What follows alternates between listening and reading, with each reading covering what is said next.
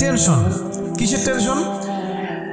রিজিকের টেনশন, চাকরির টেনশন, ব্যবসার টেনশন, আহাল পরিবারের টেনশন, স্ত্রী সন্তান, ভবিষ্যতে কী করব। দুনিয়ার টেনশনই তো বেশি, যদিও টেনশন থাকার দরকার ছিল পরকালের বেশি। দুনিয়ার টেনশন এবং পরকালের টেনশন সব দূর হয়ে যাবে যদি কেউ বেশি বেশি দরুদ পাঠ করে। এটা হাদিস থেকে বললাম। আর গুনাহ, আমলনামায় যে গুনাহগুলো আছে এগুলো মিটে যাবে যদি কেউ বেশি বেশি দরুদ পাঠ করে। একজন সাহাবী রাসূল সাল্লাল্লাহু আলাইহি ওয়াসাল্লামকে বলেছিলেন, ইয়া রাসূলুল্লাহ, আমি আমার দোয়ার মধ্যে কতটুকু দরুদ পড়ব? আমি কি 4 ভাগের 1 ভাগ দরুদ পড়ব? নবীজি বলেছেন সাল্লাল্লাহু আলাইহি ওয়াসাল্লাম, তুমি পড়তে পারো, চাইলে আরও বাড়াতে পারো, বাড়ালে তোমার জন্য উত্তম। ইয়া রাসূলুল্লাহ, আমি কি তাহলে 3 ভাগের 1 ভাগ দরুদ পড়ব আর 2 ভাগ দোয়া করব? নবীজি বললেন, করতে পারো, বাড়ালে তোমার জন্য উত্তম। ইয়া রাসূলুল্লাহ, আমি কি তাহলে অর্ধেক দরুদ পড়ব আর অর্ধেক দোয়া করব? নবীজি বলছেন, বাড়ালে উত্তম, চাইলে করতে পারো। ইয়া রাসূলুল্লাহ, আমি কি তাহলে সারা আমার পুরো দোয়াটাই শুধু দরুদই পড়ব আপনার উপরে? তখন নবী সাল্লাল্লাহু আলাইহি ওয়াসাল্লাম বললেন, যদি তুমি এটা করতে পারো তাহলে তোমার কোনো গুনাহও থাকবে না, কোনো দুশ্চিন্তাও থাকবে না। তো যদি দেখেন যে দরুদ পড়তে পড়তে পড়তে দোয়ার সময় চলে গেছে, এতে আবার মানে মন খুঁতখুত করার কিছু নাই, বরং আপনি সবচেয়ে বেশি লাভবান হয়েছে। আরেকটা আমল আছে যে আমলটা করতে থাকলে দোয়াগুলো এর মধ্যে চলে আসে এবং আপনি দোয়া করে যেটা হাসিল করবেন ওই আমল দিয়ে তার চেয়ে বেশি হাসিল করে ফেলবেন ইনশাআল্লাহ। সেটা হচ্ছে কোরআন তেলাওয়াত করা। কোরআন তেলাওয়াত করা, এই কয়েকটা আমল কালকে খুব খাস করে খেয়াল রাখতে হবে ইনশাআল্লাহ। জুমার রাতের তো ফজিলত আমরা জানি, বললাম প্রথমে। রাত যেহেতু হয়ে গেছে, আজকে কিয়ামুল লাইল না করে কেউ ঘুমাবো না ইনশাআল্লাহ। আর দ্বিতীয় কথা হচ্ছে কালকে জুমার প্রিপারেশন ভালো করে নিব। প্রিপারেশন কয়েকটা বললাম। সকাল সকাল মসজিদে আসতে হবে। জুমার খতিব আরবি খুতবা শুরু করবেন, তারপরে ঢুকবেন না, বয়ান শুরু হওয়ার আগেই মসজিদে আসতে হবে ইনশাল্লাহ। মানুষের সমস্যা থাকতে পারে, ওজোর থাকতে পারে, এটা আলাদা বিষয়। এটা হলো প্রথম কথা। সকাল সকাল মসজিদে আসা, গোসল করা, ফরজ গোসলের মতো গোসল করা, তারপরে হচ্ছে উত্তম কাপড় পরিধান করা। উত্তম কাপড় বলতে আমার সবচেয়ে সেরা কাপড়টা। আর আমরা মসজিদে আসি কিন্তু অনেকেই একেবারেই রাফ একটা কাপড় পরে আসি, এটা উচিত হয় না। হাদিসে জিবরিল মিশকাত শরীফে আছে, ওখানে দেখবেন জিবরাইল আলাইহিস সালাম মানুষের রূপ ধরে নবী সাল্লাল্লাহু আলাইহি ওয়াসাল্লামের কাছে এসেছিলেন। তার বর্ণনা দিচ্ছেন সাহাবী ওমর রাদিয়াল্লাহু আনহু, তার কাপড়টা ছিল ধবধবে সাদা, কাপড়টা ছিল ধবধবে সাদা এবং চুল কুচকুচে কালো। লা ইউরা আলাইহি আসারুস সাফার, তাকে দেখে মুসাফিরও মনে হচ্ছে না, মানে পরিপাটি হয়ে তিনি মসজিদে এসেছেন। কে? জিবরাইল আলাইহিস সালাম। এটা শিক্ষা দিয়েছেন আমাদেরকে যে মসজিদে আসলে পরিপাটি হয়ে আসলে। খুযু যিনাতাকুম ইনদা কুল্লি মসজিদ, প্রত্যেকবার যখন তোমরা মসজিদে আসবে তখন সুন্দর করে আসো, সুন্দর কাপড় পরে আসো। তাহলে সকাল সকাল মসজিদে আসা, হিসাব করেন কয়টা বলতেছে। 1, সকাল সকাল মসজিদে আসা, ফরজ গোসলের মতো গোসল করা। 3, কে বললাম, আতর খুশবু ব্যবহার করা, উত্তম কাপড় পরিধান করা। 4টা। 5টা হচ্ছে ইমামের কাছাকাছি বসা, ইমামের কাছাকাছি বসার চেষ্টা করা। 6, খুতবা মনোযোগের সাথে শ্রবণ করা। খুতবা দুটোই, বয়ানটাও এবং আরবিটা দুটোই খুতবার অংশ। যেহেতু আমাদের দেশের মানুষ মানে আরবিটা বুঝে না, এই কারণে বাংলায় বয়ান করা হয়, কিন্তু খুতবা কিন্তু আরবিতেই, খুতবা কিন্তু আরবিতেই দিতে হয়। অনেকে আবার বলে যে মাতৃভাষাই খুতবা, এটা নিয়ে একটা ইখতিলাফ সৃষ্টি করে দেয়। এখন বলেন তো দেখি, সারা বিশ্বের মধ্যে কোন ভাষাটা সবচেয়ে বেশি বুঝে মানুষ? ইংরেজি। ঠিক বলছেন। কোন ভাষা সবচেয়ে বেশি বুঝে? এখন কি হজের খুতবাটা ইংরেজিতে দেওয়া লাগবে? হ্যাঁ, হজে বিভিন্ন জায়গা থেকে মানুষ আসে, এই যে কয়েকদিন আগে হয়ে গেল, হজের খুতবা হয় না? এখন যেহেতু সব ইন্টারন্যাশনাল ভাষা হচ্ছে ইংরেজি, তেমন কি হজের খুতবাটা ইংরেজিতে দেওয়া লাগবে? খুতবা আরবিতেই। খুতবা কিসে? আরবিতেই। ওটা বোঝা আমার দায়িত্ব, আমাকে বুঝতে হবে। বোঝার জন্য আমাকে যদি আরবি শিখতে হয়, শিখতে হবে।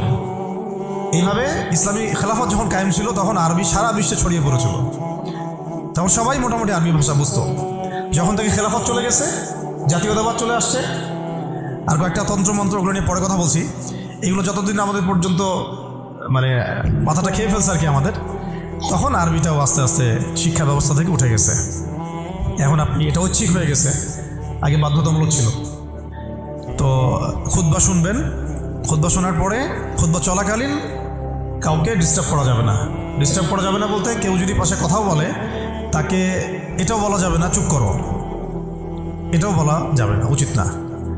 সাহাবেরা যদি এমন কেউ একটু বাচ্চা যদি দৌড়াদৌড়ি করতো তাহলে ছোট ছোট এরকম পাথর রাখতেন সামনে, ওইটা দিয়ে ঢিল দিয়ে সতর্ক করতেন, খুতবা হচ্ছে বসো, মুখ দিয়ে বলতেন না যে বসো। মানে এইভাবে তারা খুতবা শুনতেন। এই কারণেই তো কথাগুলো কলিজা পর্যন্ত পৌঁছাতো এবং সেটা আমলে আসতো। আলহামদুলিল্লাহ। আরেকটা হলো ইমামের কাছাকাছি বসলাম, খুতবা শুনলাম এবং নামাজ শেষ করলাম ইমামের সাথে, তাহলে ফজিলত হচ্ছে প্রত্যেক কদমের বিনিময়ে 1 বছরের নফল নামাজ, 1 বছরের নফল রোজা নেকি হবে ইনশাআল্লাহ।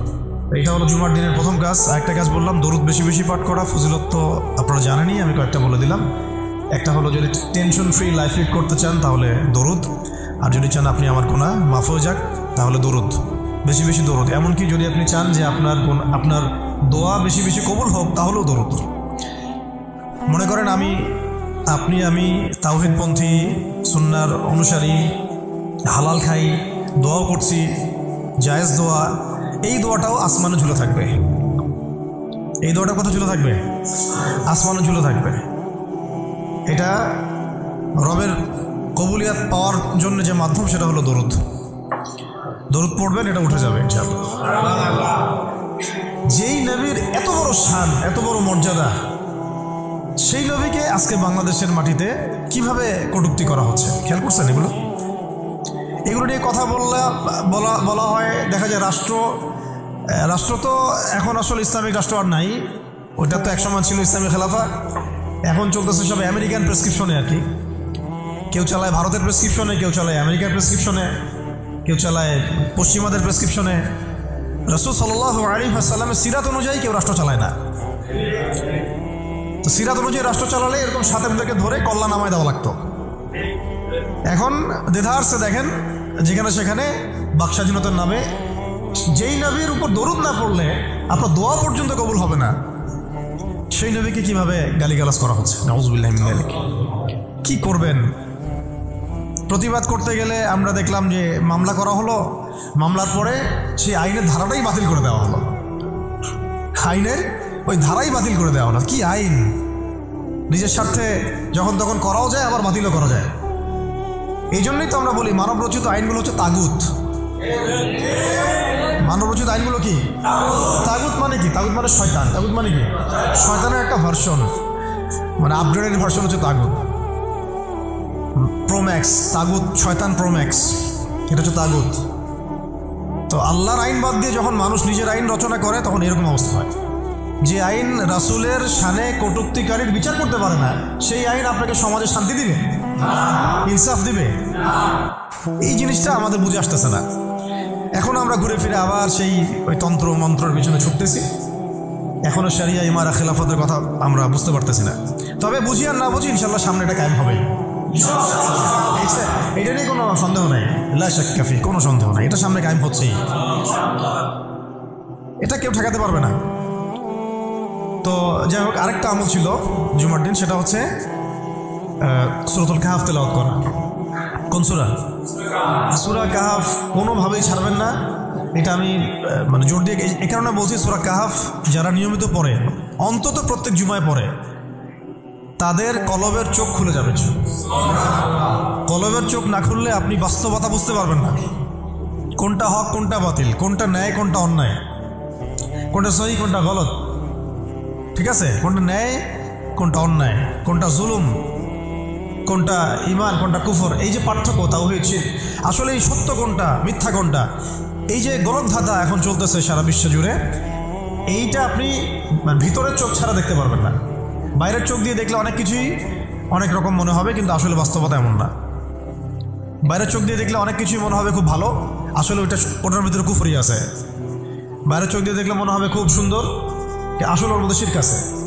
এই যে অন্তর্দৃষ্টি, আমরা একটা কথা বলি হিকমা আল বাসীরা, প্রজ্ঞা, বাংলা ভাষায় বলে কি প্রজ্ঞা, দূরদর্শিতা, বাংলা ভাষায় বলে দূরদর্শিতা, এটা হাসিল হবে সূরা কাহাফ তেলাওয়াত করলে।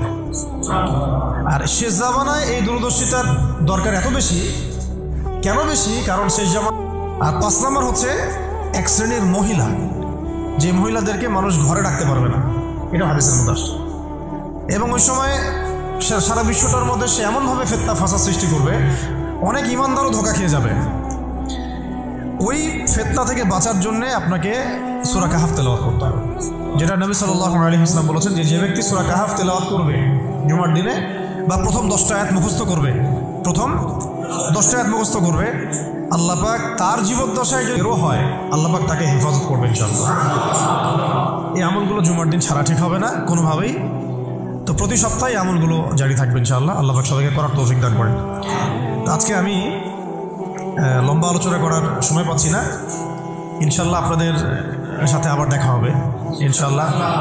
কোনো একদিন দিনের বেলা এসে লম্বা সময় দেওয়ার চেষ্টা করবো ইনশাআল্লাহ।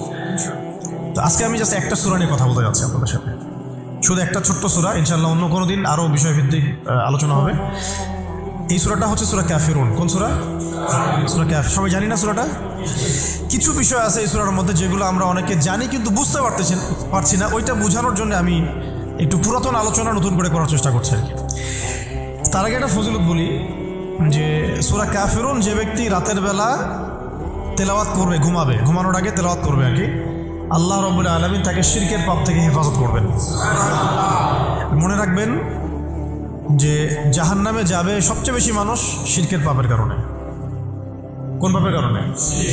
শিরকের পাপের কারণে। এবং শিরকের পাপ এমন পাপ যেই পাপটা আল্লাহ রাব্বুল আলামিন ক্ষমা করেন না, ওই অবস্থায় মারা গেলে ক্ষমা করেন না। কিন্তু তওবা করলে, জীবদ্দশায় তওবা করলে ইনশাআল্লাহ মাফ হতে পারে, অবশ্যই হতে পারে। কিন্তু ওই শিরকের পাপ নিয়ে কেউ যদি মারা যায় আল্লাহ রাব্বুল আলামিন এই পাপটাকে ক্ষমা করবেন না। এটা সূরা নিসার মধ্যে অনেকবার বলা হয়েছে, ইন্নাল্লাহা লা ইয়াগফিরু আন ইউশরাকা বিহি ওয়া ইয়াগফিরু মা দুনা যালিকা লিমান ইয়াশা। নিশ্চয় আল্লাহ রাব্বুল আলামিন শিরকের গুনাহকে মাফ করেন না, কিন্তু অন্য যে কোনো বড় গুনাহ হোক আল্লাহ পাক যাকে ইচ্ছা মাফ করতে পারেন, যাকে ইচ্ছা আল্লাহ মাফ করতে পারেন। এখন এই শিরকের পাপ থেকে বাঁচাবে কোন সূরা? সূরা কাফিরুন। রাতের বেলা তেলাওয়াত করতে হবে অন্তত একবার। রাতের আরও অনেক আমল আছে, এটা তো আপনারা জানেনই। অন্তত পক্ষে এই আমলগুলো করবেন। সূরা ফালাক, নাস, ইখলাস এগুলো পড়বেন। শেষ রাতে মোনাজাত করবেন, 2 রাকাত নফল হলেও পড়ার চেষ্টা করবেন। আল্লাহ পাক সবাইকে তৌফিক দান করেন।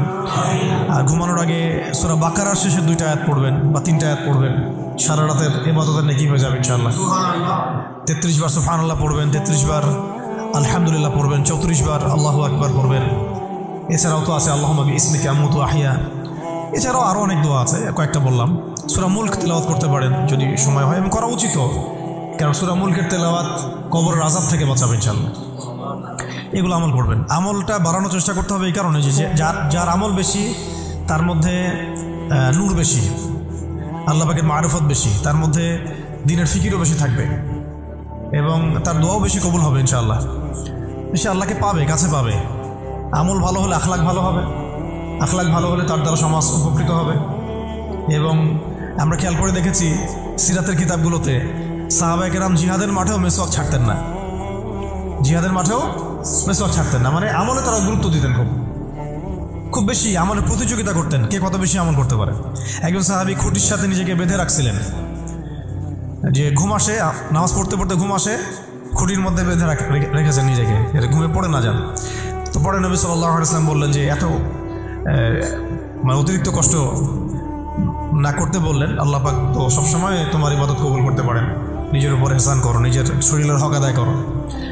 একজন সাহাবী তো এমন আমল শুরু করেছিলেন যে স্ত্রীর প্রতি তাকানোই বন্ধ করে দিয়েছেন এক সময়, হ্যাঁ তাই না? পরে স্ত্রী এসে অভিযোগ করছে, আমাকে তো আমার স্বামী দেখেই না। তখন নবী সাল্লাল্লাহু আলাইহি ওয়াসাল্লাম ডেকে বললেন যে দেখো, স্ত্রীর হক আছে তোমার উপরে, তার হক আদায় করো, সেটাও সুন্নাত, এটাও ইবাদত। তো এইভাবে সাহাবায়েরা আমলের প্রতিযোগিতা করতেন। তো আমাদেরকে আমলের মধ্যে ব্যালেন্স করতে হবে, মানে একদিকে ঝুঁকে যাওয়া না, সব আমলগুলো যেন আমার আমলের মধ্যে থাকে, এটা ব্যালেন্স করতে হবে। শুধু তসবিহ দানা নিয়ে পড়ে থাকবো, জিহাদের কথা বলবো না, এটাও আবার না। আবার শুধু জিহাদের কথাই বলবো, দিন কায়েমের কথাই বলবো, নিজের ইবাদত আমল ঠিক থাকবে না, এমনও না। মানে সব কিছু ব্যালেন্স থাকতে হবে, আকীদা, আমল, সুন্নাহর ইত্তেবা সব ব্যালেন্স থাকবে ইনশাআল্লাহ। সবচেয়ে জরুরি 2টা বিষয়ে আমরা মাথায় রাখবো, একটা হলো ইবাদত, একটা হচ্ছে দিন কায়েম। একটা হলো ইবাদত, একটা হলো দিন কায়েম। ইবাদত তো ব্যক্তিগত ব্যাপার, এটা জীবনের প্রত্যেকটা ক্ষেত্রে ইবাদত থাকবে, আর দিন কায়েম করতে হবে জীবনের প্রতিটা ক্ষেত্রেই, শুধুমাত্র ব্যক্তিগত জীবনে, ইবাদত বন্দেগীর জীবনে না। আমার অর্থনীতি, ব্যবসা বাণিজ্য, আমার সংস্কৃতি শিক্ষা এবং রাজনীতির মধ্যেও আল্লাহ পাক তৌফিক এনায়েত করেন। তো এখন যেটা বলতে চাচ্ছিলাম যে একদিন আপনারা তো সিরাত মোটামুটি পড়েছেন, সিরাত মানে রাসূল সাল্লাল্লাহু আলাইহি ওয়াসাল্লামের জীবনী মোটামুটি পড়েছেন আমি আশা করি। যদি না পড়ে থাকেন অবশ্যই পড়বেন, ঠিক আছে? প্রথমে শুরু করবেন তো কোরআন তেলাওয়াত থেকে। কোরআন তেলাওয়াত শিখতে শিখতে সিরাতটা পড়ে ফেলবেন। সিরাতটা আগে পড়া থাকলে আপনি কোরআন হাদিসের অর্থ যখন পড়তে শুরু করবেন তখন বুঝতে পারবেন যে কোন আয়াত কোন প্রেক্ষাপটে, কোন হাদিস কোন প্রেক্ষাপটে নাজিল হয়েছে। আপনার মাথায় পুরো 23 বছরের একটা ফ্রেম থাকবে, এইটা খুব জরুরি।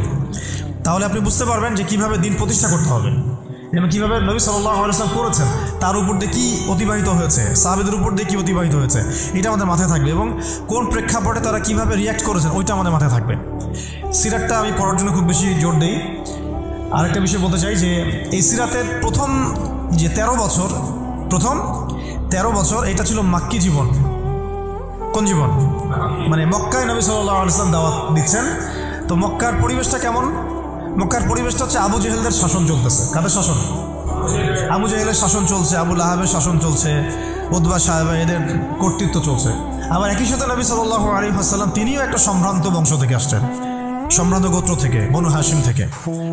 তো তার গোত্রের মর্যাদা অনেক বেশি, ঠিক আছে? আর এদিকে বনু মাখজুম, বনু এই তাইম, বনু তাই, বনু আদি, আরও অনেক গোত্র আছে। তো তারাও কিন্তু মোটামুটি প্রভাবশালী। তো রাজনৈতিক যে ক্ষমতাটা, মক্কার রাজনৈতিক যে ক্ষমতাটা, এটা আছে ওই সময় Abu Jahl, Abu Lahab, Utba সাহেব এদের হাতে। এবং ওদের একটা পার্লামেন্ট ছিল, ওর নাম ছিল দারুন নাদওয়া। কী নাম ছিল? দারুন নাদওয়া। তারা আল্লাহকে বিশ্বাস করতো, একটু ভালো করে বোঝার চেষ্টা করেন। তারা আল্লাহ পাককে বিশ্বাস করতো, আল্লাহ বলে একজন আছে এটা তারা আকীদা ঠিক রাখতো। এমনকি আল্লাহ পাক সৃষ্টিকর্তা, আল্লাহ পাক রিজিক দাতা, আল্লাহ সন্তান দাতা, এটাও তারা বিশ্বাস করতো। কারা বিশ্বাস করতো? Abu Jahl, Abu Lahab, Utba সাহেবা, তারাও বিশ্বাস করতো। তাহলে কিসে বিশ্বাস করতো না? তারা তাওহীদে রুবুবিয়াত বিশ্বাস করতো, কিন্তু উলুহিয়াত, আসমা ও সিফাতে বিশ্বাস করতো না।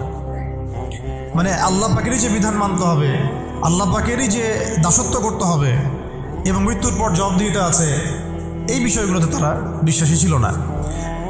এখন প্রথম 3 বছর নবী সাল্লাল্লাহু আলাইহি ওয়াসাল্লাম গোপনে দাওয়াত দিয়েছেন। কত বছর? প্রথম 3 বছর। আর চতুর্থ বছর থেকে প্রকাশ্যে দাওয়াত শুরু হয়েছে। মক্কার কত বছর মোট? 13 বছর। এই সময় তো ইসলামী রাষ্ট্র কায়েম হয়নি, হয়েছে? দাওয়াত হয়েছে, খালি দাওয়াত। কোন পরিবেশে দাওয়াত? বলুন, আবু জেহেলের যে রাজত্ব, ওর মধ্যে দাওয়াত হয়েছে। মনে করেন যে আপনি এখন আছেন মোদির রাজত্বে, মনে করেন। তো ওই রকম একটা পরিবেশে যদি ইসলাম আসে, ওইটা একটা মক্কার মিসাল হইতে পারে, যে ওইটা একটা মক্কার মতো পরিবেশ। ওইখানে আপনি দাওয়াত, সবাই অমুসলিম, সবাই মূর্তি পূজারী, সবাই মুশরিক, ওখানে আপনি ইসলামের দাওয়াত দিচ্ছেন। পরিস্থিতি কত কঠিন! কঠিন না সহজ? অনেক কঠিন। শুধু যে শিরক আছে তা না, ওই সমাজে সুদও আছে। কি আছে ওই সময়? সুদ আছে। ওই সমাজের মধ্যে জেনা আছে, ওই সময় ব্যভিচার আছে, ওই সময় মাদক দ্রব্য আছে, মেয়েদের অবমাননা আছে, কন্যা সন্তানের জীবন্ত দাফন করা হয়, তারপরে জুয়া আছে, মারামারি, হানাহানি, কাটাকাটি, গোত্রে গোত্রে দ্বন্দ্ব, এগুলো একটা সমাজের মধ্যে। একটু চিন্তা করেন, কল্পনা করেন। আপনার এই এলাকা কি এমন? আপনার এলাকা কি এমন? না। কিন্তু ওই বিষয়গুলোর কিছু কিছু বিষয় তো অবশ্যই এখনো আছেই, বরং এমন কিছু বিষয় আছে যেগুলো আগের চেয়ে বেশি আছে। আইয়ামে জাহিলিয়াতের যে কথাটা বলছি, আইয়ামে জাহিলিয়াতে কিন্তু সমকামিতা ছিল না এত বেশি। এটা আপনার পুরো বাংলাদেশে এখন সমকামিতা আইয়ামে জাহিলিয়াতে যে বেশি। ওই আইয়ামে জাহিলিয়াতে আপনার ট্রান্সজেন্ডার ছিল না, আপনার বাংলাদেশে আছে এখন। আইয়ামে জাহিলিয়াতে পর্নোগ্রাফি ছিল না। পর্নোগ্রাফি মানে মোবাইল ফোনে তো বুঝে নিত, এগুলো ছিল আইয়ামে জাহিলিয়াতে? ছিল না। প্রযুক্তির এত উৎকর্ষ ছিল না যেটা দিয়ে এরকম বোম টোম ফেলে, পারমাণবিক বোম দিয়ে মানুষকে মেরে ফেলা যায়, ছিল না। এরকম এয়ারক্রাফট নিয়ে ফেললো শিশুদেরকে, এমন ছিল? মানে অনেক ব্যাপার আমি আপনাকে দেখাতে পারবো যেগুলো আইয়ামে জাহিলিয়াতের চাইতে এখন অনেক বেশি আছে, শয়তানি। কিন্তু কিছু কিছু বিষয় ছিল যেগুলো আবার আইয়ামে জাহিলিয়াতে ছিল না। এক কথায় আমরা এটা বলতে পারি যে নবী সাল্লাল্লাহু আলাইহি ওয়াসাল্লাম যখন নবী হয়ে এসেছেন তখন 23 বছরের মধ্যে তিনি আইয়ামে জাহিলিয়াতকে কবর দিয়ে গেছেন। কিন্তু যখন থেকে আবার খোলাফায়ে রাশেদা শাসন চলে গেছে, ইসলামী খেলাফতগুলো আস্তে আস্তে অ্যাবলিশ হয়ে গেছে, তখন আবার নতুন করে জাহিলিয়াতগুলো এই সমাজে, শুধু সমাজে না, সমাজে, রাষ্ট্রে, বিশ্বের বুকে একেবারে একদম ঢুকে গেছে না, মানে একদম শেকড় গেড়ে ফেলছে। এখন সময় হচ্ছে ওই আবার নতুন শেকড় গাড়া জাহালাতগুলোকে উপড়ে ফেলার, এটা সময় এখন। এই জন্য পরিস্থিতিটা বুঝতে হবে যে নবী সাল্লাল্লাহু আলাইহি ওয়াসাল্লাম কোন জায়গায় দাওয়াতের কাজ করছিলেন। চোখ বন্ধ করে চিন্তা করেন যে একটা সমাজের মধ্যে খালি মূর্তি, সবাই মূর্তি পূজা করে, সবাই সুদ খায়, ধরেন সবাই বেশিরভাগই দেখা যায় জেনা করে, মেয়েদের তেমন কোনো বৈবাহিক অধিকার নাই, সম্পত্তির অধিকার নাই, বাচ্চাকে কবর দিয়ে দিচ্ছে জীবন্ত, মদ খাচ্ছে মানুষ, জুয়া খেলতেছে, মারামারি করছে, ইত্যাদি ইত্যাদি ইত্যাদি। এরকম একটা অবস্থায় রাসূলুল্লাহ সাল্লাল্লাহু আলাইহি ওয়াসাল্লাম ইসলামের দাওয়াত দেওয়া শুরু করলেন। দাওয়াত দিতে দিতে প্রথম 3 বছর তিনি গোপনে দাওয়াত দিয়েছেন, গোপনে গোপনে গোপনে দাওয়াত দিয়েছেন। ওই সময় কিন্তু তৈরি হয়েছে আবু বকর রাদিয়াল্লাহু আনহু, ওসমান রাদিয়াল্লাহু আনহু, আলী ইবনে আবি তালেব, যায়েদ ইবনে হারসা, এই সাহাবায়ে কেরাম তৈরি হয়েছেন ওই সময়। আব্দুল্লাহ বিন মাসউদ, বিলাল ইবনে রাবাহ, এই সাহাবায়ে কেরাম তৈরি হয়েছেন কিন্তু ওই প্রথম 3 বছরে, 3-4 বছরে। এরপর যখন প্রকাশ্যে দাওয়াত দেওয়া শুরু করলেন, যখন ওমর এবং হামজা রাদিয়াল্লাহু আনহু তাদের মতো সাহাবীরা ইসলাম কবুল করলেন, প্রকাশ্যে দাওয়াত শুরু হলো, তখন হকার বাতিলের দ্বন্দ্ব শুরু হলো। আর সত্য নিয়ে আপনি যখন মাঠে নামবেন তখনই মিথ্যার সাথে দ্বন্দ্ব শুরু। এটার নিয়ম, চিরায়ত নিয়ম। ব্যাস Abu Jahl, Abu Lahab, Utba, সাহেবারা তো খেপে গেল। এখন এমন কোনো পথ পদ্ধতি নাই যেটা তারা অ্যাপ্লাই করে নাই। প্রথমে আঘাত করলো এভাবে, আরে ওর কথা শোনার দরকার নাই, সে তো মাজনুন, ব্যক্তিগত আক্রমণ। খেয়াল করে দেখবেন, এখনও আপনি বাংলাদেশে দাওয়াতের কাজ শুরু করেন, সবার আগে আপনি শয়তানদের পক্ষ থেকে, মানে মানুষ এবং জিন শয়তান উভয়, দুটোর কথাই বলতেছি, শয়তানদের পক্ষ থেকে সবার আগে বাধা পাবেন। আপনার ব্যক্তি নিয়ে সবার আগে আক্রমণ করা হবে, আগে ব্যক্তিগত জীবনে আক্রমণ করা হবে। আগে আপনাকে রাষ্ট্রীয় নির্যাতনের শিকার করা হবে না, ওটা পরে আসবে, শেষে আসবে। আগে ব্যক্তি থেকে, তারপর পরিবার থেকে, সমাজ থেকে, ধর্মনেতা থেকে, তারপর রাষ্ট্র থেকে, এইভাবে বাধা আসে আর কি। তা রাসূল সাল্লাল্লাহু আলাইহি ওয়াসাল্লামকে প্রথমে বলা হচ্ছিল যে মজনুন, নাউজুবিল্লাহ মিন যালিক, সাহের, জাদুঘর, নাউজুবিল্লাহ, ফারিকুল জামাত বিভক্ত করতেছে, নাউজুবিল্লাহ। তারপরে বলা হচ্ছে আর কি বলেন, শায়ের, কবি, আর এরকম প্রায় 8-10টা কথা বলা হচ্ছিল, 8-10টার মতো কটাক্ষ করা হচ্ছিল প্রথম 3 বছরে। কিন্তু তেমন কোনো শারীরিক নির্যাতন করা হচ্ছিল না প্রথমে, আগে এভাবে ব্যক্তিকেন্দ্রিক আক্রমণ করা হচ্ছে। এরপর আল্লাহ পাক জবাব দিচ্ছেন, কোরআন নাজিল হচ্ছে, প্রত্যেকটার অ্যান্সার আসতেছে কোরআনে, তাই না? দাওয়াতের গতি বাড়তেছে, আলহামদুলিল্লাহ। মানুষ তো একবার ইসলামে আসলে আর ফিরে যাচ্ছে না, জান্নাতের খবর পেয়ে গেছে মানুষ। কোথায় ছিলাম, অন্ধকার থেকে আলোতে চলে আসছে। আর যারা এই নূরের স্বাদ একবার পেয়েছে তারা কি আর ফিরে যাবে? এখনও দেখেন অনেক বড় বড় পাপী মানুষ, আমরা নিজেও দেখেছি, নিজেরাও অনুভব করেছি, বহু বড় বড় পাপী মানুষ রাসূল সাল্লাল্লাহু আলাইহি ওয়াসাল্লামের রওজার সামনে গিয়ে সালাম দিয়েই একেবারে তওবা করে খাঁটি মুমিন হয়ে গেছে। বহু মানুষ আছে এমন, অনুভূতি কাজ করে ওখানে গেলে। একটা অনেক পাপী মানুষ ছিল, কাবাঘর ধরে যেই টাচ করছে কাবাঘরে, চোখ দিয়ে দরদর করে পানি পড়া শুরু হয়েছে, সে তার লাইফকে সংশোধন করে দিয়েছে। আর সেখানে তো সাহাবীরা রাসূলের কাছে যাচ্ছেন, তার দরবারে বসছেন, হাতে হাত রেখে বায়াত করতেছেন, তাকে তার পা ধুয়ে দিচ্ছেন, তাকে ওযু করাই দিচ্ছেন, সারাদিন তারা রাসূল সাল্লাল্লাহু আলাইহি ওয়াসাল্লামের সাথেই আছে। কত বড় সৌভাগ্যের বিষয়। এখন প্রথমে যখন দেখা গেল এইসব দিয়ে কাজ হচ্ছে না, তারপর তারা অর্থনৈতিক চাপ দেওয়া শুরু করলো, সামাজিক বয়কট করা শুরু করলো। কারা? Abu Jahl, Abu Lahab, Utba, সাহেব। আমি কিন্তু এই কয়েকটা নাম বলছি, এটা কিন্তু শুধু নাম নয়, এটা একটা ক্যারেক্টার, চরিত্র। আজকের বিশ্ব আবু জেহেল আছে, আবু লাহাব আছে, উতবা, সাহেবারা আছে না?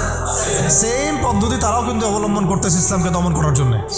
সেম এটা মিলাই নেবেন আপনারা সিরাত থেকে। এবার শুনেন, অর্থনৈতিক চাপ দিয়ে কোনো কাজ হচ্ছে না, ব্যক্তিগত আক্রমণ করে কাজ হচ্ছে না, শারীরিক নির্যাতন করেও কাজ হচ্ছে না। সাহাবীদেরকে মেরে ফেলা হচ্ছে, সুমাইয়া রাদিয়াল্লাহু আনহাকে মেরে ফেলা হয়েছে না, শহীদ করা হয়েছে। তারপরে ইয়াসির রাদিয়াল্লাহু আনহুকে শহীদ করা হয়েছে মক্কায়। এরকম সাহাবীদেরকে নির্মম নির্যাতন করা হচ্ছে। বেলাল রাদিয়াল্লাহু আনহুকে পিটানো হচ্ছে, উসমান রাদিয়াল্লাহু আনহুকে পর্যন্ত মারা হয়েছে, আবু বকর রাদিয়াল্লাহু আনহুকে উতবা মেরেছে একদিন, লাআনাহুল্লাহ। এখন শারীরিক নির্যাতন করে কোনো কাজ হচ্ছে না, ঈমান থেকে সরানো যাচ্ছে না, অর্থনৈতিক বয়কট করে কাজ হচ্ছে না। 3 বছর বয়কট করে দিল বনু হাশেমকে, মনে আছে আপনাদের? গাছের ছালপাতা খেয়ে তারা থাকলেন শিয়াবে আবু তালেবে। 3 বছর বয়কট, সমাজ থেকে বয়কট, গালিগালাজ করে কোনো কাজ হচ্ছে না। এমনকি জীবন কেড়ে নিয়েও জান নিয়েও কোনো কাজ হচ্ছে না। এই আন্দোলন, এই লা ইলাহা ইল্লাল্লাহ মুহাম্মাদুর রাসূলুল্লাহ বিপ্লবী কালিমাকে থামানো যাচ্ছে না। কোন পরিবেশে? আমাদের মতো অনুকূল পরিবেশে না, মনে করেন ভারতের মতো প্রতিকূল পরিবেশে। মনে করেন, বোঝানোর জন্য বললাম যে একটা গভর্নমেন্ট আছে, সে চরমভাবে ইসলাম বিদ্বেষী, সে তার গুন্ডা বান্ডা দিয়ে মুসলিমদেরকে পিটাচ্ছে আর মারতেছে এখন যেখানে সেখানে, দেখতেছেন না? রাষ্ট্রীয়ভাবে মুসলিম দমন হচ্ছে। একটা তো হলো রাষ্ট্রীয়ভাবে না, মানে অরাজনৈতিকভাবে কেউ ইসলামের বিরোধিতা করতেছে, সেটা আলাদা ব্যাপার। একটা হচ্ছে রাষ্ট্রীয়ভাবে ইসলামকে দমন করা হচ্ছে। কোথায়? ভারতে, সবাই জানি। তো রাষ্ট্রীয়ভাবে দেখেন, এখন কথা হচ্ছে আপনাকে পরিস্থিতিটা বুঝতে হবে যে আবু জেহেল আবু লাহাবদের অবস্থা কেমন ছিল, ওই সমাজটার অবস্থা কেমন ছিল। প্রতিকূল পরিবেশে দাওয়াতের কাজ করা হচ্ছে, তারা একটার পর একটা অস্ত্র প্রয়োগ করছে, কিন্তু কোনো অবস্থাতেই মুসলমানদেরকে থামানো যাচ্ছে না। তাদের সংখ্যা কি বাড়ছে না কমছে? মুসলিমদের সংখ্যা বাড়ছে না কমছে? আবার বলেন, মুসলিমদের সংখ্যা কি বাড়ছে না কমছে? বাড়ছে আর বাড়ছে আর বাড়ছে, দিন দিন বাড়ছে। কত নির্যাতন হচ্ছে, শারীরিকভাবে মারা হচ্ছে, অর্থনৈতিক নিষেধাজ্ঞা দেওয়া হচ্ছে, সমাজ থেকে বয়কট করা হচ্ছে, তারপর সম্পত্তি থেকে বঞ্চিত করা হচ্ছে, বাবা ছেলেকে তাড়াই দিচ্ছে, মা ছেলেকে তাড়াই দিচ্ছে। কি একটা অবস্থা! অবস্থা কি ভাবতে পারছেন কেমন জটিল অবস্থা? এত কিছু করেও যখন কোনো কাজ হলো না, তখন Abu Jahl Abu Lahab Utba সাহেবারা একটা নতুন ফর্মুলা নিয়ে আসলো। এখন তারা নতুন একটা ফর্মুলা নিয়ে আসছে। এই ফর্মুলাটার নাম হচ্ছে আপোষকামিতা বা সন্ধি করা। এটার নাম কি? আপনারা খেয়াল করে দেখবেন, আমি একটু বলে নেই 1 মিনিট। ওই আইয়ামে জাহিলিয়াতে যে জাহালাতগুলো আপনি দেখছেন, শিরকের জাহালাত, সুদের জাহালাত, রিবা, তারপরে মাদক, তারপরে জেনা, ব্যভিচার, গোত্রীয় হানাহানি, সব আপনি এখনকার বিশ্বে দেখতে পারবেন। এবং ওই দারুন নাদোয়া যেটা ছিল কাফেরদের পার্লামেন্ট, এইটার মতো করে কাজ করতেছে এখন সারা বিশ্বে জাতিসংঘ। আমি একদম খোলামেলা বলে দিলাম, এর চেয়ে খোলামেলা আপনাকে আমি বুঝাই বলতে পারবো না। এবং সেই জাতিসংঘটার কাজই হচ্ছে সারা বিশ্বে মুসলিমদেরকে আস্তে আস্তে ডমিনেট করা এবং কাফেরদের দৌরত্বটাকে প্রতিষ্ঠা করা। আর এই যে আমাদের তো নামধারী কিছু সেকুলার আছেই, রামবাম, তথাকথিত সুশীল, প্রগতিশীল, এগুলো তো আছে। এরা সবাই মিলেই এই এজেন্ডাটা বাস্তবায়ন করছে। কি এজেন্ডা? তারা চায় পুরো বিশ্ব থেকে মুসলমানদেরকে মিটাই ফেলতে। এটা খালাস, শেষ কথা এখানে শেষ। তারা চায় পুরো বিশ্ব থেকে মুসলমানদেরকে সরাই ফেলতে। ইউরিদুনা, তারা কি চায়? আল্লাহ পাক বলেছেন ইউরিদুনা লিইউতফিউ নূর আল্লাহ। তারা চায় আল্লাহ পাকের নূর, মানে আল্লাহর যে আলো, মানে ইসলাম, এই দ্বীন ইসলাম, এটাকে মুখের ফুৎকারে নিভাই ফেলতে চায় তারা। কিন্তু আল্লাহ পাক বলেছেন আল্লাহু ইউতিম্মু নূরাহু, কিন্তু আল্লাহ পাক তার নূরকে প্রজ্বলিত করবেন। ওয়ালাউ কারিহাল কাফিরুন ওয়া ফি আয়াতিন উখরা ওয়ালাউ কারিহাল মুশরিকুন। সূরা তাওবায় আছে, সূরা সফে আছে। এক জায়গায় বলা হচ্ছে যদিও কাফেররা এটা পছন্দ করবে না, আর একবার বলা হচ্ছে মুশরিকরা এটা পছন্দ করবে না। ওদের এজেন্ডা এটা স্পষ্ট। এই same agenda Abu Jahl Abu Lahab Utba সাহেবারও ছিল, কিন্তু তারাও কিন্তু পারে নাই। পারছে? এত কিছু করেও তারা পারে নাই। আপনি খেয়াল করে দেখবেন, যখন এই পরাশক্তিরা মুসলমানদের সাথে কোনো কোনো জায়গায় পেরে ওঠে না, তখন তারা কিন্তু সন্ধির কথা বলে, সাম্যের কথা বলতে আসে, মানবতার কথা বলতে আসে, তাই না? ঐক্যের কথা বলতে আসে, মৈত্রীর কথা বলতে আসে। যখন দেখে যে মুসলমানদের হাতে খুব মাইর খাচ্ছে, যখন মাইর খায় পারে না, তখন বলে যে যুদ্ধবিরতি চাই। তো ইসলামী অনুশাসনে আমরা যখন যুদ্ধবিরতির পক্ষে কথা বলার চেষ্টা করি বা আমরা যে রায় দেই, যখন দেখা যায় যুদ্ধবিরতির সেই সন্ধিকে লঙ্ঘন করে তারা আবার নিরীহ মানুষকে বোমা হামলা চালায়, ওই রাস্তাটাকে তারা বন্ধ করে ফেলে। এটা মুনাফিকি করে তারা, প্রতারণা। আবার যখন আফগানিস্তানে তারা মাইর খেয়েছে 20 বছর 40 বছর, তখন এসে আবার কিন্তু লেজ ঘুরে ঠিকই পালাইছে। মানে আমি একটা ক্যারেক্টার বললাম ওদের। নর্মালি তারা আপনাকে প্রথমে আক্রমণ করবে না, আপনাকে আদর্শ দিয়ে মোটিভেট করার চেষ্টা করবে, ডিমোটিভেট করার চেষ্টা করবে, তারপরে আপনাকে অর্থনৈতিক বয়কট করবে, সামাজিকভাবে ফিতনা ছড়াই দিবে, রাজনৈতিক ওদের পাপেটগুলোকে দিয়ে আপনাকে শাসন করবে। সে সরাসরি এসে আপনার গলা চিপে ধরবে না, তার দালালদেরকে দিয়ে আপনাকে অ্যারেস্ট করাবে। আর কি খোলামেলা বলতে পারবো? সরাসরি সে এসে আপনাকে হত্যা করবে না, বরং তার দালালদেরকে দিয়ে আপনাকে নির্যাতন করাবে। এটা হয়ে আসছে ইতিহাসে, এখনও হচ্ছে এগুলাই।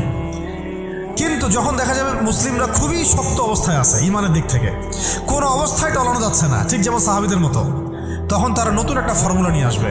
কি ফর্মুলা? এই যে এই ফর্মুলাটা, সন্ধি, ঐক্য, মৈত্রী, মানবতা, এইসব শব্দ কিছু নিয়ে আসবে, নিয়ে এসে বলবে ঠিক আবু জেহেল যেভাবে বলছিল যে হে মুহাম্মদ, তুমি তো আমাদের সন্তান, আমাদের তো ভাতিজা, তাই না, চাচা ভাতিজা সম্পর্ক আমাদের, তো তোমাদের সাথে আমাদের এত দ্বন্দ্বের তো দরকার নাই। একটা কাজ করো, আসো তোমরা একটা বছর আমাদের লাত উজ্জা হবল মানাতের ইবাদত করো, আমরা এক বছর তোমার আল্লাহর ইবাদত করবো। কেমন মনে হচ্ছে প্রস্তাবটা? বলেন, কার প্রস্তাব? আবু জাহেল, আবু লাহাব, উতবা, সাইবাদের প্রস্তাব। এটার সাথে আজকে বিশ্ব মিলাই নিন, ওটা আপনারা মিলাবেন। আমি ধরাই দিচ্ছি, মিলাবেন কারা নিজেই বুঝতে পারবেন আপনি যে কথা কোন দিকে যাচ্ছে এখনকার প্রেক্ষাপটে আর কি। এক বছর তোমরা আমাদের লাত উজ্জা হবল মানাতের ইবাদত করো, আরেক বছর আমরা তোমার আল্লাহর ইবাদত করব। এখন সরাসরি এইভাবে আপনাকে বলবে না যে তোমরা ইসলাম ছেড়ে দাও, তোমরা সবাই ইসলাম ছেড়ে কাফের হয়ে যাও, হিন্দু হয়ে যাও, খ্রিস্টান হয়ে যাও, ইহুদি হয়ে যাও। এরা একটা বলবে না আপনাকে, এই শয়তানরা। বরং এরা আপনাকে কি বলবে জানেন? তোমরা মুসলমানই থাকো, ঈসাই মুসলিম হয়ে যাও। কি বলবে? মুসলমান থাকো, কি হয়ে যাও? ঈসাই মুসলিম হয়ে যাও, এটাও তো মুসলিম। তোমরা মুসলমান থাকো, ওই কাদিয়ানি মুসলিম হয়ে যাও। কি মুসলিম হয়ে যাও? এটা ওই যে খাচ্ছেন আপনারা, এটা এই তো জাহালাত, সব কাদিয়ানি তো এগুলো এগুলো এগুলো এগুলো এগুলো না খাওয়া সওয়াবের কাজ। এটা না খাওয়া, না কেনা, এদের সাথে ব্যবসা বাণিজ্য না করা আপনার সওয়াবের কাজ, করাটা গুনাহের কাজ। এই ফতোয়াটা কি আমাদের ওস্তাদরা দিতে পারবেন না? এটা আমি কি ভুল ফতোয়া দিয়েছি? একটা হচ্ছে সাতেম, যে আল্লাহ রসুলকে গালি দেয়, আর একটা হচ্ছে সে নিজেকে নবী দাবি করে। কে বড় কে বড় পাপী? দুটা তো পাপী, অবশ্যই দুটাই তো পাপী, দুইটাই মুরতাদ, দুটাই হত্যাযোগ্য অপরাধ করছে। কিন্তু একজন বলছে যে আমি নিজেই নবী, আর একজন নিজেকে নবী দাবি করে নেই, বলছে মুহাম্মদ নাউজুবিল্লাহ, সে নাউজুবিল্লাহ একটা কথা বলে ফেলছে, নাউজুবিল্লাহ মিন যালিক, আমরা বলতে পারবো না। এখন কথা হচ্ছে দুজনেই কিন্তু সাতেম, দুজনেই কিন্তু মুরতাদ, উভয়কেই হত্যা করতে হবে। ইসলামী ফিকহে এটাই আছে। কিন্তু এর মধ্যে বড় পাপীটাকে, যে নিজেকে, তো ওই যে খাচ্ছেন গ্রাম অঞ্চলের মানুষ, সহজ সরল মানুষ, এগুলো বুঝতেও পারছে না যে কোন ফাঁদে পড়ে গেছে মানুষ। আল্লাহ আমাদেরকে বোঝার তৌফিক দান করেন। আর তারা এই নীরবে নীরবে নীরবে তাদের শিকড়টাকে শক্ত করেছে, অর্থনৈতিক ভিত্তি শক্ত করেছে, তাদের জনবল বাড়াইছে, বিভিন্ন জায়গায় তারা জায়গাটাকে কিনে ফেলছে। এমনও সাতক্ষীরের মধ্যে একটা আমরা গ্রামে গিয়েছিলাম যেখানে ওদেরই সংখ্যা বেশি, মুসলমানদেরকে তারা ওই দোকান ভাড়া দিচ্ছে। আমরা তো আসি ওই যে হাত বাঁধবো কোথায়, তাই না, এই যে এগুলো নিয়ে। আর এদিকে যে কি অবস্থা ভিতরে, যে মানে আমাদের কি অবস্থা, এটা এটা এটা বোঝার জন্য সূরা কাহাফ তেলাওয়াত করেন, তাহলে বুঝতে পারবেন ইনশাআল্লাহ। তা আমি বলছিলাম যে ওটা অন্য প্রসঙ্গ, এটা নিয়ে আপনারা খতমে নবুয়ত একটা বিভাগই আছে মার্কাজুদ দাওয়ায়, খতমে নবুয়ত বিভাগ আছে একটা। ওই খতমে নবুয়তের অনেক কিতাব, অনেক আর্টিকেলস সব ছাপানো হয়ে গেছে। এগুলো আপনারা পড়লেই বুঝতে পারবেন কত বড় ধোঁকাবাজি, কত বড় প্রতারণা। এটা নিয়ে ইনশাআল্লাহ আরেকদিন কথা বলবো ইনশাআল্লাহ, ঠিক আছে? তবে এদের সাথে কোনো রকম সম্পর্ক রাখবেন না, কোনো রকম না। এটা আপনি ইমানের দাবি। আমি বলছি না যে আপনি অস্ত্র নিয়ে আপনি গিয়ে তাকে গর্দান নামায় দেন, এটা আপনি করতে পারবেন না। এটা আপনি করার মতো এখন আপনার ক্ষমতা নাই। যদি এটা ইসলামিক রাষ্ট্র হতো তাহলে আমরা এটার ব্যবস্থা নিতে পারতাম। এটা ইসলামিক রাষ্ট্র নয়, এটা একটা গণতান্ত্রিক রাষ্ট্র, সেকুলার রাষ্ট্র এবং জাতীয়তাবাদী রাষ্ট্র, এবং এই মতবাদগুলো ইসলামের সাথে সাংঘর্ষিক। ঘোড়ায় পেঁচায় খাওয়ানোরও কোনো সুযোগ নেই। এই মতবাদগুলো দিয়ে আপনি ইসলামী শরিয়া রাষ্ট্র কায়েম করতে পারবেন না, এটা শেষ কথা। এটা চেষ্টা করে দেখে নেন, পারবেন না, কেউ পারে না আজ পর্যন্ত। এখন মূল যেটা কথা ছিল যে ওরা বলেছিল কি 1 বছর ইবাদত করো লাত উজ্জা হবল মানাতের, আমাদের মূর্তিগুলার, আমরা 1 বছর তোমার আল্লাহর ইবাদত করবো, ঠিক আছে? এখনকার আবু জাহেল, আবু লাহাব, উতবা সাহেবারা বলছে তোমাদের ধর্ম চেঞ্জ করার দরকার নাই, তোমরা ঈসাই মুসলিম হয়ে যাও, তোমরা কাদিয়ানি মুসলিম হয়ে যাও। ওর নাম দিচ্ছে আহমদিয়া মুসলিম জামাত। তোমরা ধর্ম চেঞ্জ করার দরকার নেই, তোমরা আমাদের সুদভিত্তিক অর্থনীতিটা গ্রহণ করো। কি সুদের বিরুদ্ধে বললে অনেকে একটু খারাপ লাগে না? তোমরা ধর্ম চেঞ্জ করার দরকার নেই, লা ইলাহা ইল্লাল্লাহ পড়ো, মুহাম্মদ রাসূলুল্লাহ পড়ো, নামাজ পড়ো, হজ করো, উমরা করো, যাকাত দাও, কোনো সমস্যা নেই। কিন্তু আমাদের সুদভিত্তিক ব্যাংকিং সিস্টেমটা নাও। মানুষ নিয়েছে, প্রত্যেকটা মুসলিম কান্ট্রির মধ্যে এখন সুদভিত্তিক ব্যাংকিং সিস্টেম আছে। বুঝতে পারছি আমি কথা? তোমাদের ধর্ম চেঞ্জ করার দরকার নাই, তোমরা সমকামিতাটাকে প্রমোট করো। তোমরা মুসলমান থাকো, মুহাম্মদের উম্মত থাকো সাল্লাল্লাহু আলাইহি ওয়াসাল্লাম, সমকামিতাটাকে প্রমোট করো। এই যে প্রমোট করছে আমাদের ছাত্র ভাইরাও তো প্রমোট করছে, যারা কয়দিন আগে করলেন, রাস্তায় নেমে আন্দোলন করলেন। আপনাদের কাছ থেকে তো আমরা আশা করি নাই। এই জন্য তো আবু সাইদ রক্ত দেয় নাই। আপনারা যদি গাদ্দারি করেন তাহলে এই প্রজন্ম আপনাদেরকেও ছাড়বে না। সমকামিতা প্রমোট করছেন ঘুরাই ফিরায়, আবার অনলাইনে দেখলাম শাতিমের পক্ষও নিচ্ছেন, এক শাতিমের পক্ষ নিয়েও কথাবার্তা বলছেন।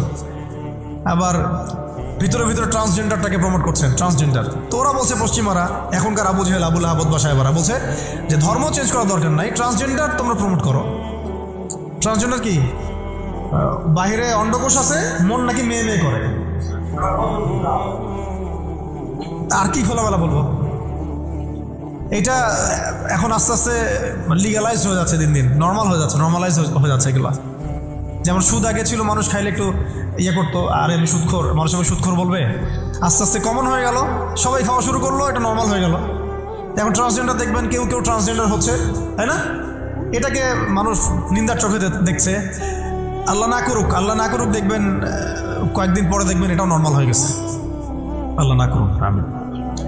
তো ওরা এগুলো বলে যে ধর্ম চেঞ্জ করার দরকার নাই, তুমি এগুলো নাও, আমাদের কি আমাদের পলিসিগুলো নাও, ধর্ম চেঞ্জ করার দরকার নেই। তুমি আমাদের সিকিউরিটি সিস্টেম নাও, সিকিউরিটি সিস্টেম নাও। এটা দিয়ে কি করবে সে? পুরো মুসলিম ওয়ার্ল্ডে কোথায় কি হচ্ছে ও ঘরে বসে দেখতে পারবে। কে?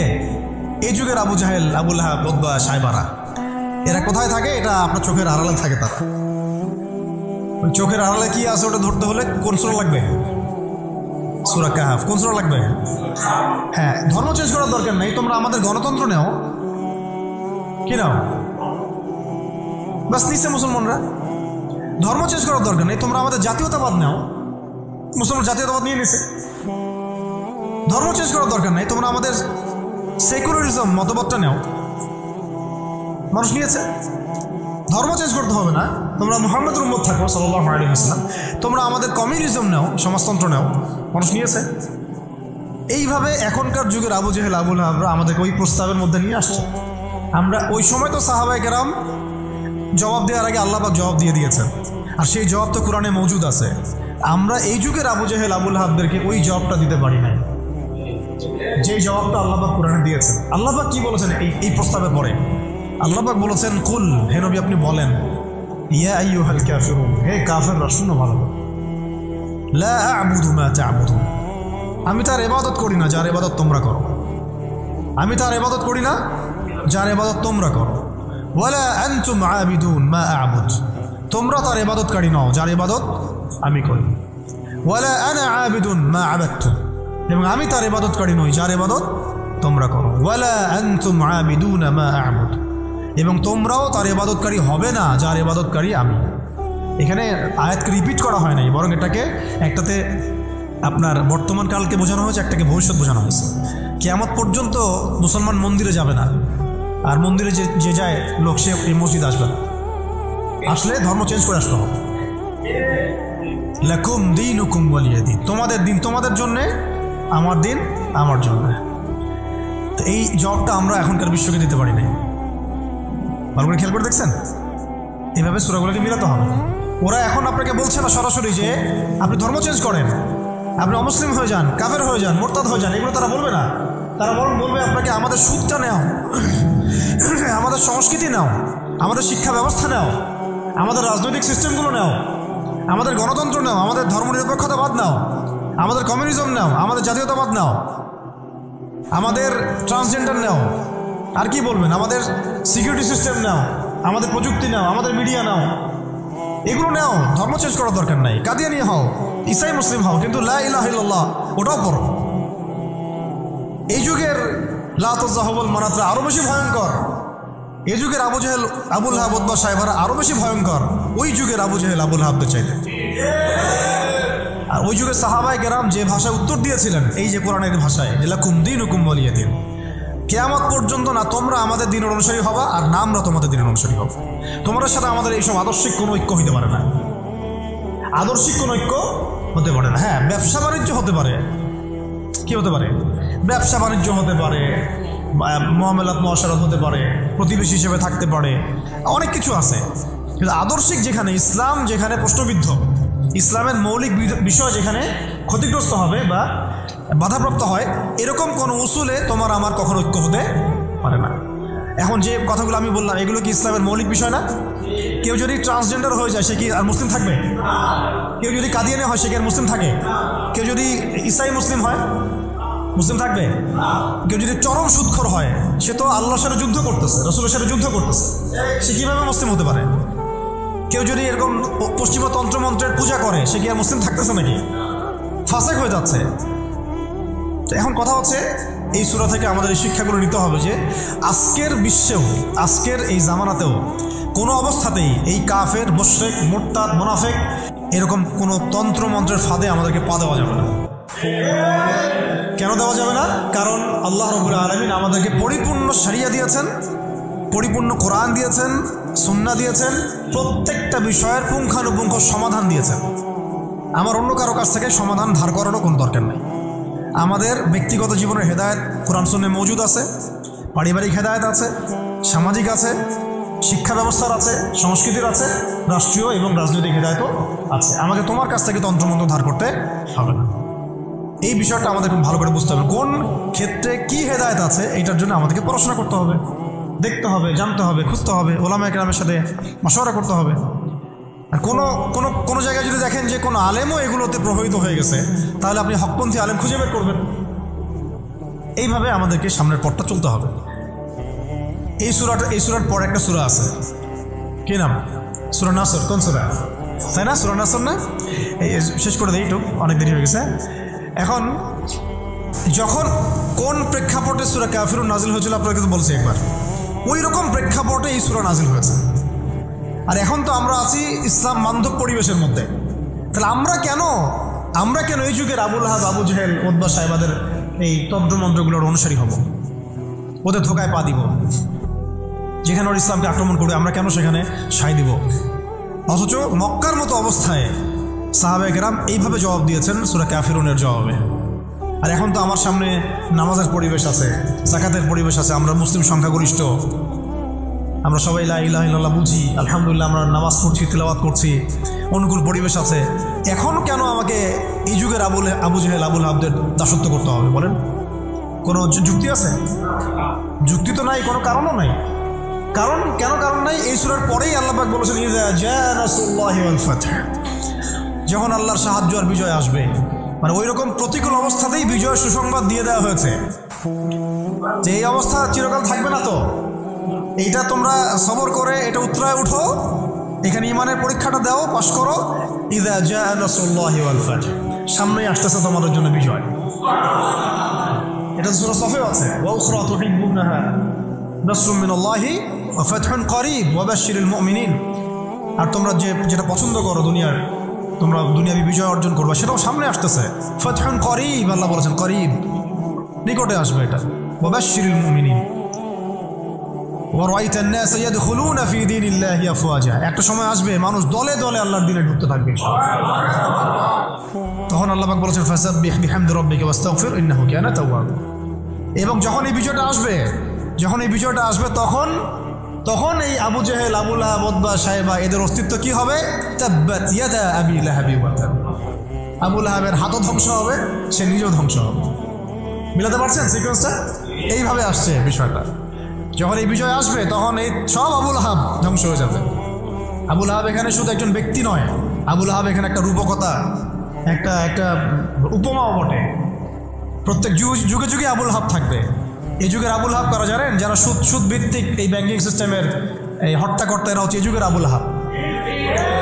মা আগনা আনহু মালুহু ওয়া মা কাসাব, তাদের এইসব হারাম মাল কোনো কাজে আসবে না, এবং তারা এগুলো যেটা অর্জন করেছে সেটা কোনো কাজে আসবে না। সায়াসলা নারান যাতা লাহাব, আগুনে প্রবেশ করবে তারা। ওয়া ইমরাতুহু, এবং তার স্ত্রীও। এখানে স্ত্রী মানে শুধু স্ত্রী না, স্ত্রী মানে কিন্তু সহযোগী। স্ত্রী মানে কি? সহযোগী। এরা কিন্তু একা কাজ করে না। আমি বললাম না একজনের সহযোগী, বাচ্চাকে হত্যা করছিল ফেরাউন, হ্যাঁ, কার আগমন ঠেকানোর জন্য? হ্যাঁ, মাশাআল্লাহ, মুসা আলাইহিস সালামের আগমন ঠেকানোর জন্য। কারণ তাকে বলা হয়েছিল একটা ছেলে আসতেছে, তোমার সিংহাসন নড়াই দিবে একদম। তখন ওই শুরু করলো। আবার ঈসা আলাইহিস সালামের আগমন ঠেকানোর জন্য তৎকালীন সময়কার বাচ্চা করেছিল, বাচ্চাদেরকে হত্যা করেছিল। এখনকার এই দাজ্জালের অনুসারী এই জায়নিস্টরা কেন গাজ্জার বাচ্চাদেরকে হত্যা করতেছে জানেন? হ্যাঁ, এক্স্যাক্টলি, তারা ইমাম মাহাদির আগমন ঠেকাইতে চায়। আল্লাহ পাক ওইখানেই মাহাদিকে ঢুকাই দিবেন ইনশাআল্লাহ। এটা বললাম ওই সূরা কাফিরুনের হালতের উপরে অটল থাকেন। ইযা জাআ নাসরুল্লাহি ওয়াল ফাতহ, এটা আসতে যাচ্ছে, যখন আসবে তখন এই যে তাব্বাত ইয়াদা আবি লাহাবি ওয়া তাব, যত আবু লাহাব আছে সব ধ্বংস হয়ে যাবে ইনশাআল্লাহ। এমনও আসছে যে চেইন দিয়ে, শিকল দিয়ে বেঁধে ওদের হবে ইনশাআল্লাহ। মুসলিম বাহিনী এইভাবে বিজয় হবে ইনশাআল্লাহ, সামনে আসবে এটা। আর ওই যে ওয়ামরাতু, এটা কিন্তু খেয়াল রাখবেন, এটা তো স্ত্রী আছেই, ওখানে তো ওই ক্ষেত্রে এটা ঠিক আছে। আবার এটা অর্থ যে এখানে সহযোগী বোঝানো হচ্ছে, সহযোগী দেখবেন জালেমদের সহযোগী থাকে, তো তার স্ত্রীও যাবে কোথায়? জাহান্নামে। হাম্মালাতুল হাতাব, হেল্প করতো তাকে, কি করতো? খড়কুটা নিয়ে এসে ডিস্টার্ব করতো না নবী সাল্লাল্লাহু আলাইহি ওয়াসাল্লামকে, ফেলে রাখতো, কষ্ট দিত। ওরাও এখন দেখেন আল্লাহর দিন দিয়ে কষ্ট দেয়, রাসূলুল্লাহ সাল্লাল্লাহু আলাইহি ওয়াসাল্লামকে কষ্ট দেয়। সহযোগী কারা? এখানে মুসলিম নিধন করার, এবং সেটা চলছেও, অলরেডি শুরু হয়ে গেছে। আর কাশ্মীরে তো আগে থেকে শুরু হয়েছিল, এখন রাষ্ট্রীয়ভাবে হচ্ছে, রাষ্ট্রীয় গুন্ডা বাহিনী দ্বারা হচ্ছে এগুলো। আর এদের প্রেসক্রিপশনে চলেছিল আমাদের বিগত ফ্যাসিস্টরা। কে কার সাথে রিলেটেড বুঝতে পারছেন? তাহলে আমাদেরকে কত রকম শত্রুর সাথে লড়তে হবে, ভিতরে শত্রু, বাহিরে শত্রু, বিশ্বে শত্রু। আবার ওইদিকে আছে ওদের সাথে পশ্চিমারা এবং আমেরিকা। তারপরে আছে আবার আরবের মুনাফিকরাও, ওদের সাথে আঘাত করে ফেলছে। আর মুশরিকরা তো আছেই। আর কি বললাম, এক শ্রেণীর নারী, রাম বাম, প্রগতিশীল, সুশীল, এরাও ওদের সাথে যোগ দিবে। তাহলে আপনার আমার লড়াইটা কত কঠিন, ওই যে সূরা কাফিরুনের ওই অবস্থায় টিকে থাকাটা কত কঠিন। লাকুম দীনুকুম ওয়ালিয়া দীন, কত কঠিন। ওই সিরাতের রাস্তা পাড়ি দেওয়া লাগবে, ওই সবর করতে হবে, মারও খাওয়া লাগতে পারে, জানও যাবে, হিজরতও করা লাগতে পারে। হিজরত করেছেন নবী সাল্লাল্লাহু আলাইহি ওয়াসাল্লাম।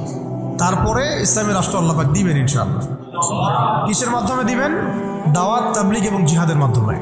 দাওয়াত, তাবলীগ এবং জিহাদের মাধ্যমে, শুধু দাওয়াত আর তাবলীগের মাধ্যমে, দাওয়াত, তাবলীগ এবং সাথে জিহাদও থাকতে হবে। তারপরে ইসলামী রাষ্ট্র ব্যবস্থা আসবে ইনশাআল্লাহ। এরপরে দেখেন কি বলা হলো, ওমরাআতু, তার স্ত্রীও থাকবে। হাম্মালাতুল হাতাব ফি জিদিহা হাবলুম মিন মাসাদ, দেখেন ওর গলায় থাকবে জাহান্নামে ওই যে ছোবরা, রশি। মানে হেল্প করার কিছু উপকরণও ছিল, কিছু উপকরণ দিয়ে সে ইসলামের বিরোধিতা করত, দুশ্মনী করত। এখনও তারা অনেক উপকরণ বের করে ফেলছে ইসলামকে মানে ক্ষতিগ্রস্ত করার জন্য। এমনকি দেখেন কত কত নতুন নতুন প্রযুক্তি আসছে, এই প্রযুক্তিগুলো দিয়ে তারা ইসলামের ক্ষতি করতেছে। ভালো করে খেয়াল করে দেখেন, এমন অনেক প্রযুক্তি তারা বের করেছে, মিডিয়া বের করেছে, প্রযুক্তি বের করেছে, সিস্টেম বের করেছে, তন্ত্রমন্ত্র বের করেছে, মানে উপকরণ লাগে ইসলামকে ক্ষতিগ্রস্ত করার জন্য। আবুল হাবের স্ত্রীও উপকরণ দিয়েই নবী সাল্লাল্লাহু আলাইহি ওয়াসাল্লামকে ক্ষতি করার চেষ্টা করছিল। আল্লাহ পাক আবার সেই উপকরণ তার গলায় ফাঁস লাগিয়ে তাকে মৃত্যু দিয়েছেন, মনে আছে? ওই গলার মধ্যে তার রশি আটকে ফাঁস লাগিয়ে সে মারা গেল। কে? আবুল হাবের স্ত্রী। এই যে ক্ষতি, ইসলামের ক্ষতি করার জন্য যে উপকরণগুলো তারা বের করেছে, শুনে রাখেন, ইসলামের ক্ষতি করার জন্যে, ইসলামকে ধ্বংস করার জন্যে আর মুসলিম নিধনের জন্য তারা যে উপকরণগুলো তৈরি করেছে, যে সিস্টেমগুলো তৈরি করেছে, যে মিডিয়াগুলো তৈরি করেছে, যে প্রযুক্তিগুলো তৈরি করেছে, এগুলোই ওদের ধ্বংসের কারণ হবে ইনশাআল্লাহ। এমনও হইতে পারে সামনের বিশ্বে ওদের হাতে তৈরি করা পারমাণবিক বোম দিয়ে ওরাই মরবে ইনশাআল্লাহ। দেখে নিন, এটাও হইতে পারে ইনশাআল্লাহ। এটা সম্ভাবনা আছে, হবে এটা তো আমি বলতে পারবো না, এটা হতে সম্ভাবনা আছে, সম্ভাবনা আছে। আল্লাহ পাক যেন এদের মধ্যে শত্রুতা লাগায় দেন, একে অপরকে দিয়ে ধ্বংস করায় দেন। আমি যেভাবে ওরা মুসলিমদেরকে ধ্বংস করার পায়তারা করেছে, এর চেয়ে 1000 গুণ বেশি ধ্বংস আল্লাহ পাক তাদেরকে করে না। আমরা দোয়া করবো কাদের জন্য? তাদের মনের মধ্যে ইসলামের জন্য সিম্প্যাথি আছে, সফট কর্নার আছে, ইসলামকে মন থেকে ভালোবাসে, এই ভাইদের জন্য আমরা দোয়া করবো। এই জন্য আমরা বাংলাদেশের এই সিস্টেমের মধ্যে ধরেন আর্মি, র্যাব, পুলিশ, বিজিবি, আমাদের পলিটিশিয়ান যারা বুঝে না বুঝে বিভিন্ন মানে জালেমের সহযোগীও হয়ে গেছে, আমরা সবার জন্যই দোয়া করি। আল্লাহ পাক যেন তাদের সবার হৃদয়টাকে ঘুরায় দেন। তাদের মধ্যে অনেক মানুষ আছে যারা বুঝে না বুঝে হয়তো দুনিয়াবি কোনো স্বার্থে অন্যের পথে চলে গেছে বা বুঝে না, ইসলামটা বুঝে না, কিন্তু আবার ইসলামকে ভালোবাসে, ইসলামকে ভালোবাসে। আমরা এই ভাইদের জন্য দোয়া করতে পারি, এই জালেমদের জন্য আমরা কি দোয়া করতে পারি? অতএব ফি জিদিহা হাবলুম মিন মাসাদ, এটাও হবে, দেখে নিন। আর শেষ কথা কি, এটা কে করবেন? এই পুরো পরিকল্পনাটা কার? এই পুরো পরিকল্পনা হচ্ছে পরের সূরায় কুল হুয়াল্লাহু আহাদ। এটা এক আল্লাহর পরিকল্পনা। কোন আল্লাহ? আল্লাহুস সামাদ, যিনি কারো মুখাপেক্ষী না, কারো মুখাপেক্ষী না, তিনি আমাদেরও মুখাপেক্ষী না। এটা আল্লাহ করাবেন, আল্লাহর বান্দাদেরকে দিয়ে আল্লাহ করাবেন। কোন আল্লাহ? লাম ইয়ালিদ, যিনি কাউকে জন্ম দেন নাই, ওয়া লাম ইউলাদ, তাকেও কেউ জন্ম দেয় নাই, ওয়া লাম ইয়াকুল লাহু কুফুয়ান আহাদ, তার মতো সমতুল্য আর কেউ নাই। অতএব তোমরা যতই বাড়াবাড়ি করো, যতই তোমরা ইসলামের বিরুদ্ধাচরণ করো না কেন, ইসলামকে ধ্বংস করার চেষ্টা করো না কেন, সূরা কাফিরুন থেকে মক্কা বিজয় পর্যন্ত হালত আসবে ইনশাআল্লাহ। আর এখন যা চলতেছে এটাও ইনশাআল্লাহ আস্তে আস্তে পরিবর্তন হতে থাকবে এবং ইনশাআল্লাহ আমরা আবার বাইতুল, এই বিষয়ে কোনো সন্দেহ নাই যে সামনে ইসলামের বিজয় আসবে এবং মুসলিমদের সেই হারানো সেই গৌরব ঐতিহ্য আবার ফিরে আসবে। কিন্তু এইটা আপনার ঘরে বসে থাকলে রেডিমেড হাতে মান্না সালোয়ার মতো আসবে না। এটা মান্না সালোয়ার আসার যুগ না, এটা আবাবিল পাখি আসারও যুগ না। এখানে পাথর আপনাকেই ছুটতে হবে। আবাবিল পাখি এসে পাথর ছুটবে না, এটা পাথরটাকে ছুটতে হবে, আপনাকেই ছুটতে হবে। ব্যাস, আল্লাহ পাক শর্ত দিয়ে দিয়েছেন, ইন তানসুরুল্লাহ ইয়ানসুরকুম, তোমরা আল্লাহর দিনকে সাহায্য করো, আল্লাহ তোমাদেরকে সাহায্য করবেন। ওয়া ইউসাব্বিতু আকদামাকুম, আল্লাহ তোমাদের পা শক্ত করে দিবেন। ওয়া ইন তাতাওয়াল্লাউ ইস্তাবদিল কওমান গায়রাকুম, তোমরা যদি মুখ ফিরে চলে যাও, আল্লাহ পাকের কিচ্ছু যায় আসে না। আল্লাহুস সামাদ, আল্লাহ অন্য কওমকে হেদায়েত দিয়ে তোমাদের স্থলাভিষিক্ত করবেন। সুম্মা লা ইয়াকুনু আমসালাকুম, তারা তোমাদের মতো হবে। ব্যাস, এই হলো মূল কথা। তাহলে আমরা চাচ্ছি আল্লাহর ইবাদত করতে, তার জমিনে তার দিনকে বিজয় করতে। তো এই বিজয় কি এমনি এমনি আসবে? কাজ করতে হবে তো নাকি? কয়েকটা কাজ আমরা করবো ইনশাল্লাহ, নিয়ত করতে পারি। প্রত্যেকেই দিনের ফরজ জ্ঞান অর্জন করবো ইনশাল্লাহ, ঠিক আছে ইনশাল্লাহ। শেষ রাত শুরু হয়ে গেছে, আল্লাহ পাক যেন তৌফিক দান, আমিন। এখন দোয়া কবুল হবে। প্রত্যেকেই দিনের ফরজ জ্ঞান অর্জন করবোই করবো ইনশাল্লাহ। আমল বাড়াই দিব ইনশাল্লাহ, হালাল হারাম মেনে চলবো ইনশাল্লাহ। আমাদের পরিবারের পর্দার ব্যাপারে খেয়াল রাখবো, আমাদের শিক্ষার ব্যাপারে খেয়াল রাখবো এবং জীবনের একটা নির্দিষ্ট ক্ষেত্রে ইবাদত করবো এমন না, পুরো জীবনটাকেই সুন্নাহ ভিত্তিক ঢেলে সাজাবো ইনশাল্লাহ। এর পাশাপাশি প্রত্যেকটা এলাকায় আপনারা ঐক্যবদ্ধ থাকবেন, জামাবদ্ধ থাকবেন। এখন তো আর ওই অবস্থা নাই যে একজন আমি এরা সবাই মামুর হয়ে আছে, এমন তো অবস্থা নাই। তাই প্রত্যেকটা অঞ্চলেই তাওহীদপন্থী মানুষরা একসাথে থাকবেন ইনশাআল্লাহ। আর ইসলামপন্থী যে ভাইরা আছেন, বিভিন্ন দল সংগঠন করছেন, তাদের সাথে মিলেমিশে থাকবেন। একে অপরের সাথে কোনো কাদা ছোড়াছুড়ি বা কোনো রকমের দ্বন্দ্বে যাবেন না। তাদের দ্বারা ইসলামের উপকার হলো তো আলহামদুলিল্লাহ, কিন্তু যদি দেখা যায় তারাও এইসব তন্ত্রমন্ত্রের ধোকায় পড়ে গোলক ধাঁধায় হারায় যান, এতে আল্লাহর কিছু যায় আসবে না। আল্লাহ পাক শরিয়া কায়েম করাই দিবেন ইনশাআল্লাহ। তারাও বুঝতে শিখবে, বুঝতে পারবে যে এইসব পশ্চিমা তন্ত্রমন্ত্র দিয়ে শরিয়া কায়েম হবে না। অন্ততপক্ষে কিছু যদি উপকার হয় তাহলে তাও তো ভালো, ইসলামের জন্য ওইটুকু ভালো। নাই মামার চেয়ে তো কালাম মামা ভালো, বলি আমরা কথা। শেষ কথা হচ্ছে, এইগুলোর সাথে আমাদের ব্যাপক দাওয়াতের কাজ লাগবে, ব্যাপক দাওয়াতের মেহনত লাগবে এবং প্রয়োজনে জিহাদের প্রস্তুতি রাখতে হবে। এই কাজগুলো একত্রিত হলে ইনশাল্লাহ দেখবেন সূরা কাফিরুন থেকে মক্কা বিজয় ইনশাল্লাহ হয়ে যাবে। আচ্ছা, এইগুলো আমি আবেগ থেকে কথা বলেছি এমন না, এটা বাস্তব ছিল, অতীতেও হয়েছে এবং প্রত্যেক শতাব্দীতে ইসলাম বিজয় ছিল, এই শতাব্দীতেও হবে ইনশাআল্লাহ। আল্লাহ পাক যেন সেই কাফেলে আমাদেরকে কবুল করেন। আল্লাহ পাক যেন আমাদের মধ্যে যারা ইখলাস রাখেন, মনের মধ্যে ইখলাস রাখেন, সেই প্রত্যেক ভাইকে আল্লাহ পাক সেই মাকবুল জামায়াতের মধ্যে, মাকবুল কাফেলার মধ্যে কবুল ও মঞ্জুর করে নেন। হয় আমরা এই মিশনে হাঁটতে হাঁটতে আমরা হয় শহীদ হয়ে যাব, না হলে ইনশাআল্লাহ আমাদের হাতে আল্লাহ পাক বিজয়ের পতাকা দিয়ে দিবেন। ব্যাস, সবাই একটা দোয়া পড়েন আমার সাথে। সুবহানাকা আল্লাহুম্মা ওয়া বিহামদিকা আশহাদু আল্লা ইলাহা ইল্লা আনতা আস্তাগফিরুকা ওয়া আতুবু ইলাইক। আসসালামু আলাইকুম ওয়া রাহমাতুল্লাহ।